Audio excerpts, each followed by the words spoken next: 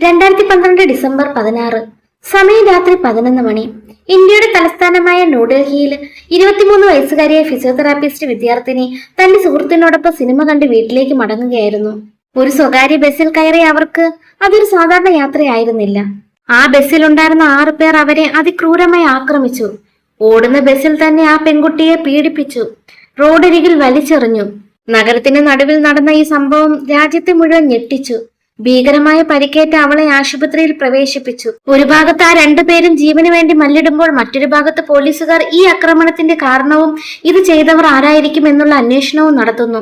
എന്നാൽ അവർക്കറിയില്ലായിരുന്നു, അവർ അന്വേഷിക്കുന്ന ഈ ഒരു കേസാണ് രാജ്യം അന്നുവരെയും സാക്ഷ്യം വഹിക്കാത്ത പ്രതിഷേധങ്ങൾക്ക് വഴിയൊരുക്കുക എന്ന്. ഈ കേസ് കാരണം സ്ത്രീകൾക്കായിട്ടുള്ള നിയമങ്ങളിൽ പല ഭേദഗതികൾ കൊണ്ടുവരികയും പുതിയ നിയമങ്ങൾ പാസാക്കുകയും ചെയ്തു. ഒരു പെൺകുട്ടിയുടെ വേദന ഒരു രാജ്യത്തിന്റെ മനസ്സുണർത്തി. രാജ്യം അവളെ ഒരു പേരിൽ ഇന്നും ഓർക്കുന്നു: നിർഭയ, ഭയമില്ലാത്തവൾ.